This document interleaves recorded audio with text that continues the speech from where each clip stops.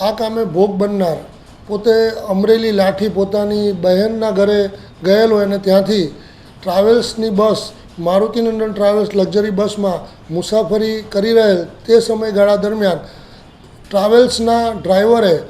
બનાવના દિવસે રાત્રિના 2:00 થી 5:00 દરમિયાન તેની સાથે તેની મરજી વિરુદ્ધ શરીર સુખ માણેલ હોય અને આનું અન્વયે જો તું કોઈને હકીકત જણાવીશ તો હું તને જાનથી મારી નાખીશ તેવી ધમકી આપેલ હોય, જે અનુસંધાને ભોગ બનનારે અત્રે